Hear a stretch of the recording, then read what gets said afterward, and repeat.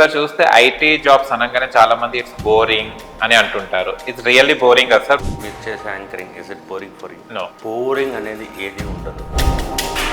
ఇప్పుడు IT craze increase అవుతుందా decrease అవుతుందా జాబ్ పరంగా? ఎప్పుడు క్రేజ్ ఉంది.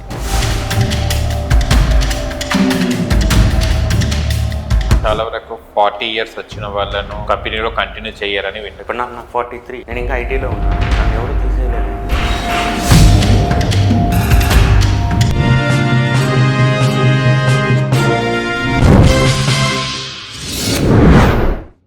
హాయ్ హలో నమస్తే, వెల్కమ్ టు అవర్ ఛానల్. నేను మీ యాంకర్ పప్పు. ఈ రోజు మనతోని స్పెషల్ గెస్ట్ ఉన్నారండి. ఆ గెస్ట్ ఎవరో కాదు, సీనియర్ ప్రోగ్రామ్ మేనేజర్ పుప్పరాజు నరేంద్ర బాబు గారు మనతోని ఉన్నారు. అండ్ చాలా మందికి చాలా డౌట్స్ ఉంటాయి. ఐటీ అనగానే ఏదైతే థాట్స్ వస్తుంటాయి.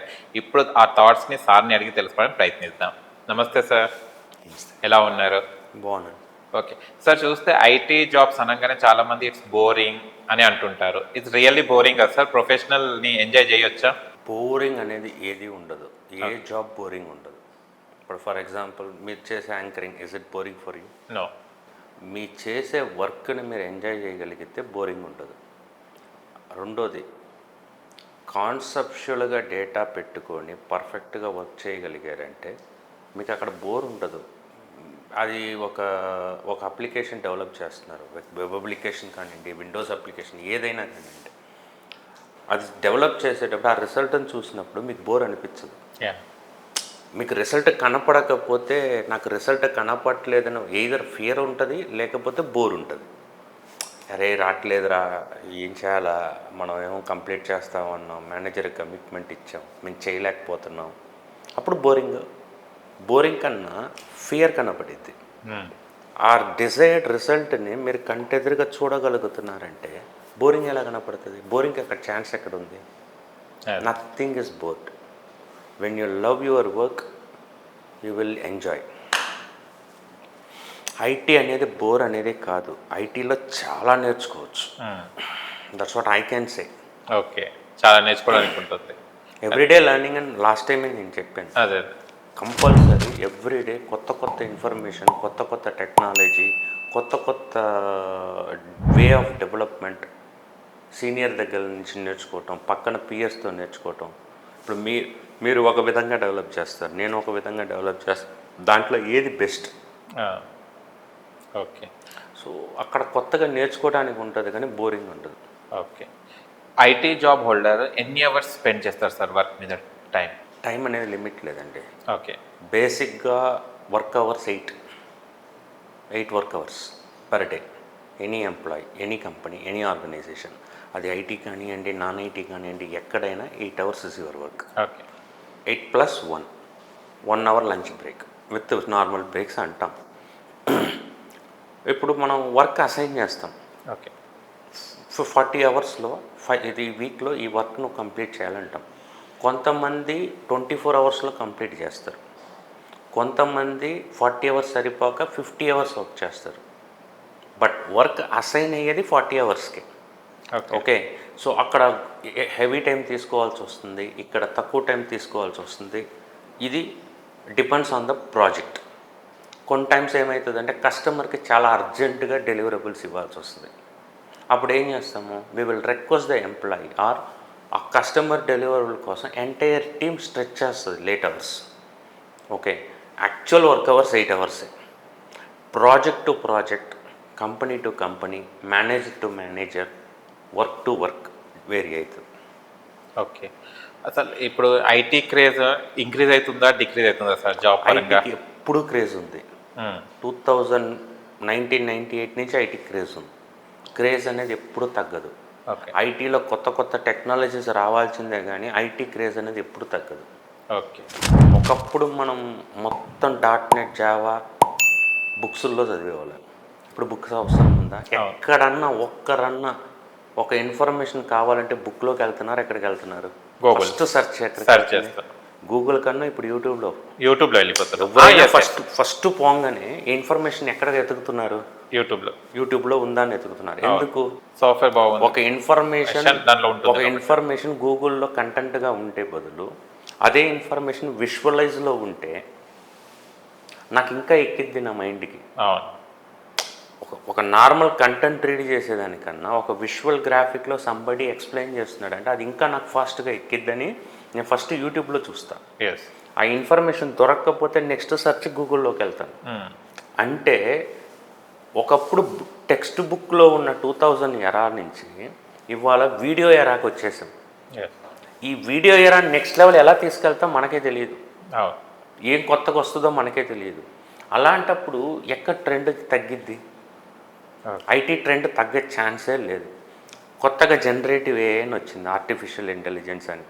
ఇప్పుడు ఫర్ ఎగ్జాంపుల్ మన ఇద్దరం డిస్కస్ చేస్తున్నాం, మన కంటెంట్ని మనకి ఏం కావాలి ఇన్ఫర్మేషన్ అంటే జనరేటివ్ ఏఐ ఇస్తుంది, మనం ఇది మాట్లాడితే బాగుంటుంది, ఇది ప్రజెంట్ చేస్తే బాగుంటుంది అని. ఇంకేం కావాలి? విత్ ఆన్సర్, మనం క్వశ్చన్ ఇస్తే ఆన్సర్ ఇస్తుంది. ఇప్పుడు వెబ్సైట్ డిజైన్ కూడా, వెబ్సైట్లో ఒక పేజ్ డిజైన్ చేస్తున్నాం, పలానా టెక్నాలజీ గురించి నేను కోర్స్ చెప్తున్నానంటే ఆ కోర్సుకు కావాల్సిన కంటెంట్ జనరేటివ్ ఏఐ ఇచ్చేస్తుంది. ముందేం చేసేవాళ్ళని కూర్చొని కంటెంట్ మాన్యువల్గా రాసేవాళ్ళం. ఆ తర్వాత దానికంటూ స్పెసిఫిక్గా ఒక కంటెంట్ రైటర్ పెట్టేవాళ్ళం. ఎనీ వెబ్సైట్ కానీ ఎనీ వీడియో కానీ ఒక కంటెంట్ రైటర్ అనేవారు ఒక అతను ఉంటారు, అతను కంటెంట్ ఇస్తారు, అతని కంటెంట్ బేస్ చేసుకొని మనం వర్క్ చేస్తాం. ఇప్పుడు ఏమైంది, నాకు కంటెంట్ రైటర్ కూడా వద్దు, let's get in to generative AI. Generative AI content ఇచ్చేస్తుంది, కంటెంట్ చదువుకుంటున్నాను చెప్పేస్తుంది. ఎంత టెక్నాలజీ మారినప్పుడు రేపు జనరేటివ్ ఏఐని మించి ఏమొస్తుందో తెలియదు. అవును, ఇంకా టెక్నాలజీ పెరిగేస్తుంది, డెవలప్ కావచ్చు. గూగుల్ నుంచి అయినా ఏమైనా రావచ్చు, మైక్రోసాఫ్ట్ నుంచి అయినా ఏమైనా రావచ్చు, ఏదైనా రావచ్చు. అలాంటి సిచ్యువేషన్లో ట్రెండ్ ఎక్కడ తగ్గిద్ది? అంటే ఆ ట్రెండ్కి తగ్గట్టు మనము అప్గ్రేడ్ అవ్వాలి. మనం అప్గ్రేడ్ అవ్వకుండా వదిలేసామంటే ఏమవుతుంది? మర్చిపో, పాతది పోద్ది, కొత్తది పోద్ది, లాస్ట్కి మనం మిగులుతాం. Okay, concept. చాలా వరకు కొంతమంది అంటుంటారు సాఫ్ట్వేర్ జాబ్ చేసే వాళ్ళందరూ సాఫ్ట్ మైండెడ్గా ఉంటారని, ఇది ఎంతవరకు నిజం sir? Individual human being different ప్లేసెస్లో డిఫరెంట్గా బిహేవ్ చేస్తాడు. అది సాఫ్ట్వేర్ అయినా కానీ హార్డ్వేర్ అయినా కానీ ఎనీ టైప్ ఆఫ్ ఆక్యుపేషన్ కానీ a different type of business కానీ. ఫ్యామిలీతో ఉన్నప్పుడు ఒక విధంగా బిహేవియర్ ఉంటుంది, వర్క్ ఎన్విరాన్మెంట్లో ఉన్నప్పుడు ఒక విధంగా బిహేవియర్ ఉంటుంది, మీరు ఫ్రెండ్షిప్స్లోకి వచ్చేటప్పుడు ఒక విధంగా బిహేవియర్ ఉంటుంది. ఈ బిహేవియర్ అనేది చేంజ్ అవుతూ ఉంటుంది, ప్యాటర్న్. మనం ఎక్కడున్నాం, ఎవరితో మాట్లాడుతున్నామని ఆ ఎదుటి వ్యక్తిని పట్టే మన బిహేవియర్ తెలుస్తుంది. అర్థమైందా? సాఫ్ట్వేర్ ఎంప్లాయీ సాఫ్ట్వేర్ కంపెనీలో ఉన్నప్పుడు సాఫ్ట్గానే ఉండాలి, హార్డ్గా ఉండలేడు. ఇప్పుడు ఫర్ ఎగ్జాంపుల్ నేను మేనేజర్, నా పైన బాస్ ఉన్నాడు, నా కింద 10 మంది ఎంప్లాయీలు ఉన్నారు. 10 మందికి నేను నచ్చాలని రూల్ లేదు. అట్ ద సేమ్ టైం ఆ 10 మంది నాకు నచ్చాలని రూల్ లేదు. బట్ ఏం చేస్తాం, నచ్చినట్టు మన ఫేస్ ఎక్స్ప్రెషన్ అక్కడ పెట్టాలి.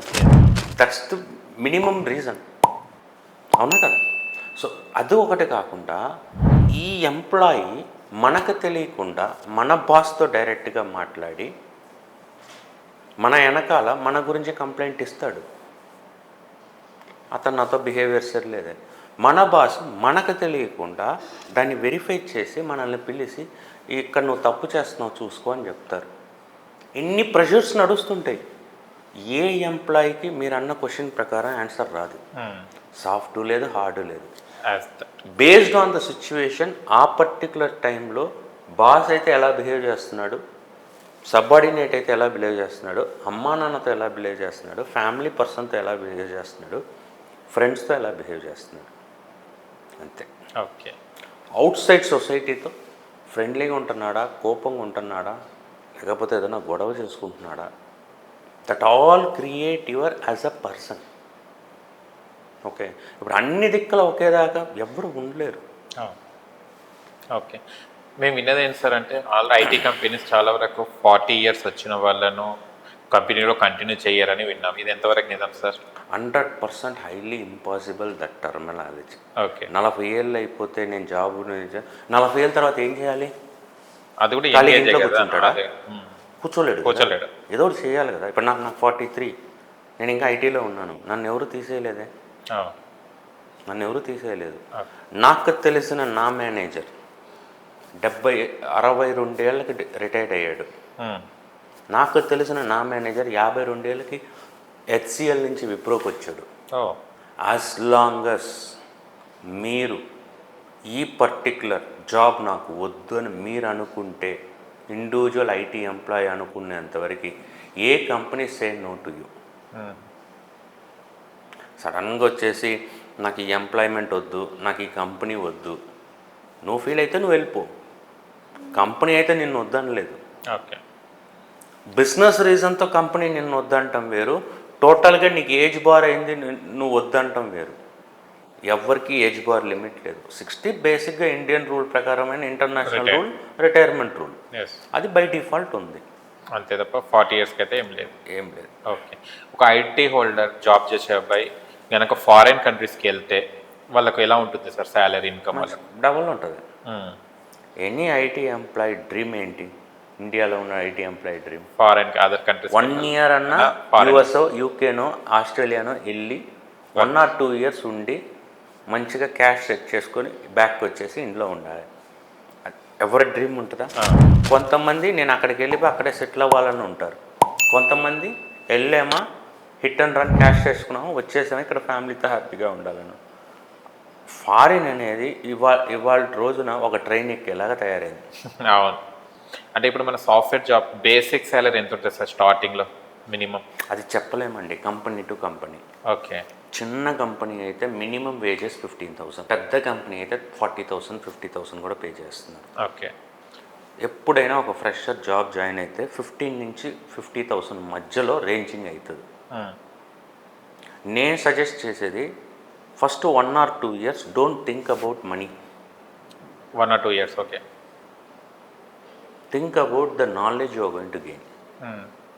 ఒక్కసారి నీ చేతిలో నాలెడ్జ్ ఇచ్చి పడిందంటే ఇప్పుడు మీరు తీసే 50,000 16,000 కన్నా డబల్ తీస్తారు. ఓకే. అప్పుడు డిమాండ్ పెరుగుతారు, మీరు డిమాండ్ అవుతారు.